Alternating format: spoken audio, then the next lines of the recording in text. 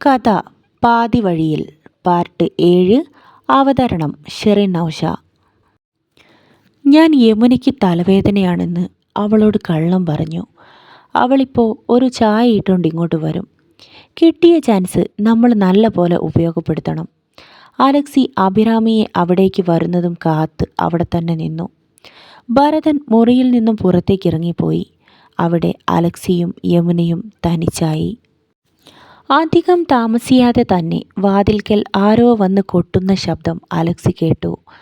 അവൻ പതുക്കെ ചെന്ന് വാതിൽ തുറന്നു. അഭിരാമി ഒരു കപ്പ് ചായയുമായി വാതിൽക്കൽ തന്നെ നിൽപ്പുണ്ടായിരുന്നു. അവൾ പുഞ്ചിരിച്ചുകൊണ്ട് അലക്സിക്ക് നേരെ ചായക്കപ്പ് നീട്ടി. ഇതാ സർ ചായ, ഇത് വൈഫിന് കൊടുക്കൂ, തലവേദന പെട്ടെന്ന് കുറയും. അലക്സി ആ ചായ വാങ്ങിയില്ല. താൻ തന്നെ കൊടുത്തോളൂ കുട്ടി. അവൾ ഞാൻ അല്പം വിസ്കി കഴിച്ചതിന് എന്നോട് പിണങ്ങിക്കിടക്കുവാണ്. ഞാൻ കൊടുത്താൽ അവൾ കഴിക്കത്തില്ല. അഭിരാമി മുറിയിലേക്ക് എത്തി നോക്കി. കട്ടിലിൽ കിടക്കുന്ന യമുനയെ അവൾ കണ്ടു. അവൾ ഉടനെ തന്നെ റൂമിനകത്തേക്ക് കയറി ചെന്നു. ചേച്ചി, ഇപ്പം എങ്ങനെയുണ്ട്? എഴുന്നേൽക്ക്, നല്ല കടുപ്പമുള്ള ചായയാണ്, ഇത് കുടിച്ചാൽ മതി. അവൾ യമുനയുടെ അരികിൽ ചെന്നവളെ തട്ടി വിളിച്ചു. അലക്സി ഒരു വേട്ടക്കാരനെ പോലെ പതുങ്ങി നിന്നു. യമുന കട്ടിലിൽ എഴുന്നേറ്റിരുന്നു. അഭിരാമിയോടവൾ ചായക്കപ്പ് വാങ്ങി. ഞാൻ അപ്പുറത്തുണ്ടാവും ചേച്ചി, എന്തെങ്കിലും ആവശ്യമുണ്ടെങ്കിൽ എന്നെ വിളിച്ചാൽ മതി. അവൾ യമുനയോട് യാത്ര പറഞ്ഞ് അവിടെ നിന്നും തിരിഞ്ഞു നടക്കാൻ തുടങ്ങി. അപ്പോഴാണ് പുറത്തേക്ക് പോയ ഭരതനും കൂടി റൂമിനകത്തേക്ക് കയറി വന്നത്. അത്ര നേരവും അനങ്ങാതിരുന്ന അലക്സി വാതിൽക്കലേക്ക് ഓടിച്ചെന്നു. പുറത്തിറങ്ങാൻ അഭിരാമിയെ അനുവദിക്കാതെ ഭരതൻ റൂമിൻ്റെ വാതിലടച്ചു കൊളുത്തിട്ട് കഴിഞ്ഞിരുന്നു. അവളുടെ മുഖം വിളറി വിയർത്തു. അവൾ തിരിഞ്ഞ് കട്ടിലിൽ കിടക്കുന്ന യമുനയെ നോക്കി. തീർത്തും നിസ്സഹായായിരുന്നു അവർ. യമുനയ്ക്ക് അഭിരാമിയോട് അലിവ് തോന്നി. വേണ്ട ലക്സി, നിങ്ങൾ ആ കുട്ടിയെ വെറുതെ വിട്ടേക്ക്, അതിന് വല്ലാതെ പേടിയാവുന്നുണ്ട്. എന്നാൽ അതൊന്നും കേൾക്കാൻ അവർ രണ്ടുപേരും തയ്യാറായിരുന്നില്ല.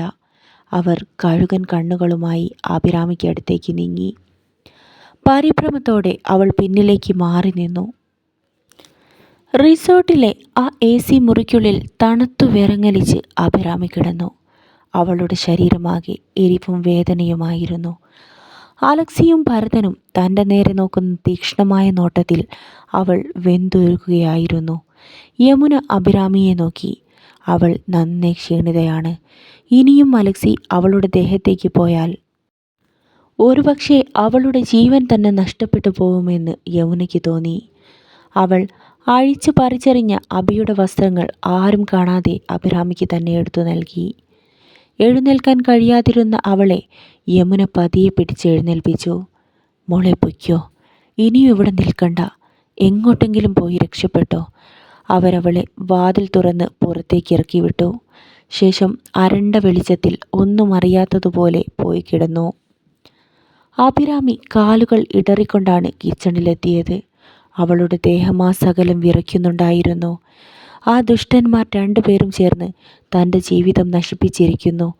അമ്മയുടെ ചികിത്സയ്ക്ക് വേണ്ടിയാണ് ഇവിടേക്ക് ഒരു ജോലിക്കായി വന്നത്. അവളുടെ മുഖത്താകെ കണ്ണുനീർ തുള്ളികൾ ചാലിട്ടൊഴുകി.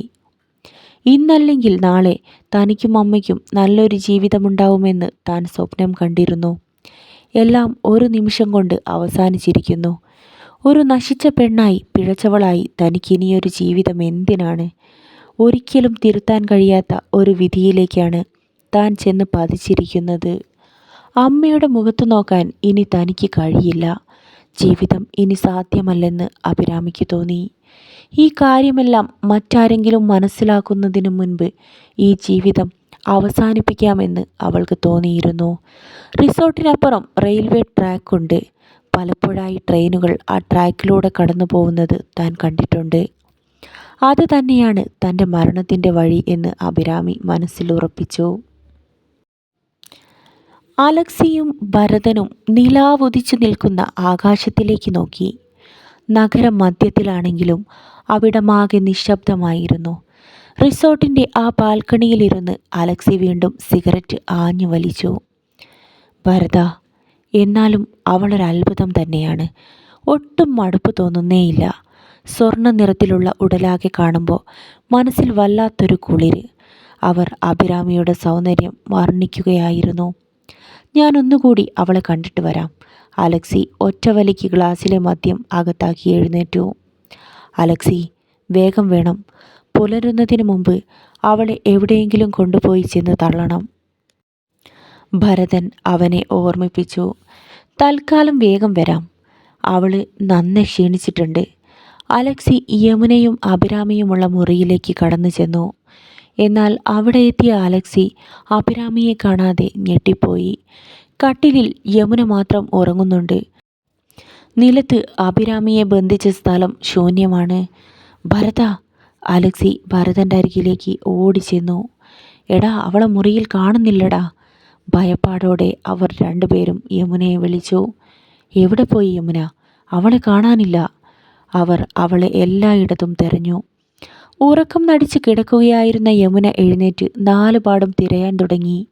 ഇനിയിപ്പോൾ നമ്മൾ എന്തു ചെയ്യും? അവൾ എപ്പോഴാണ് ഇവിടെ നിന്നും പോയതെന്നും നമുക്കറിയില്ല. ഒരുപക്ഷെ അവൾ ആരെയെങ്കിലും കൂട്ടിക്കൊണ്ട് ഇവിടേക്ക് വന്നാലോ, അല്ലെങ്കിൽ പോലീസിൽ അറിയിച്ചാലോ? അവരുടെ മനസ്സിൽ ആകെ പേടി അനുഭവപ്പെട്ടു. യമുന, പെട്ടെന്ന് എടുക്കാനുള്ളതൊക്കെ എടുത്ത്. ഏത് നിമിഷവും നമ്മൾ ട്രാപ്പിലാവാൻ സാധ്യതയുണ്ട്. പെട്ടെന്ന് നമുക്കിവിടം വിട്ടു പോകണം. അവർ എല്ലാ സാധനങ്ങളും ബാഗിൽ നിറച്ച് ആ രാത്രിയിൽ തന്നെ പോവാനിറങ്ങി. വാതിലടച്ച് ഭദ്രമാക്കി വച്ച് അവർ റിസോർട്ടിൻ്റെ പുറത്തേക്കിറങ്ങി. ഗേറ്റിനടുത്ത് കസേരയിലിരുന്ന് തന്നെ ഉറങ്ങുകയായിരുന്നു സെക്യൂരിറ്റി. അവർ ഇറങ്ങുന്ന ശബ്ദം കേട്ട് അയാൾ കണ്ണു തുറന്നു. എന്താ സാറന്മാരെല്ലാം ഈ നേരത്ത് പുറത്തിറങ്ങിയത്? അയാൾ എഴുന്നേറ്റ് വന്നു. ഞങ്ങൾക്ക് അത്യാവശ്യമായി വീട്ടിലേക്കൊന്ന് പോകണം. ഞങ്ങളിവിടെ എല്ലാ ബില്ലും ആദ്യം തന്നെ പേ ചെയ്തതാണ്. താൻ വേഗം ഗേറ്റ് തുറക്കൂ. ഭരതൻ അയാളെ നോക്കിക്കൊണ്ട് പറഞ്ഞു. എന്താ സാർ? ഞാൻ മാനേജറെ വിളിക്കാം.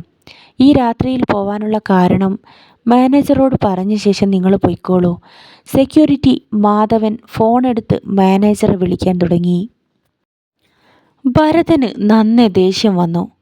തന്നോട് പറഞ്ഞാൽ മനസ്സിലാവില്ലേ? ഞങ്ങൾക്ക് ഇപ്പം തന്നെ പോകണം. ഗേറ്റ് തുറക്കടോ. അവൻ മാധവൻ്റെ ഷർട്ടിൽ പിടിച്ച് അയാളെ ബലമായി കുടഞ്ഞു. മാധവൻ ഭയന്നുപോയി. ഭരതൻ തന്നെ ചെന്ന് മുൻവശത്തെ ഗേറ്റ് മലർക്കെ തുറന്നു വച്ചു. യമുനയും അലക്സിയും വണ്ടിയിൽ കയറി കഴിഞ്ഞിരുന്നു. അവർ മൂവരും മാധവനിൽ നിന്നും തള്ളി മാറ്റി ആ രാത്രിയിൽ തന്നെ റിസോർട്ടിൽ നിന്നും തിരിച്ചുപോയി. മാധവൻ ആകെ ഭയന്നുപോയി. ഇവരെന്താണ് ഇങ്ങനെ മോശമായി പെരുമാറിയിട്ട് പോയത്? അയാൾ ഓടിക്കയറി റിസോർട്ടിലേക്കെത്തി അവിടമാകെ പരിശോധിക്കുവാൻ തുടങ്ങി. പാതി വഴിയിൽ കഥയുടെ ഈ ഭാഗം ഇവിടെ അവസാനിക്കുന്നു.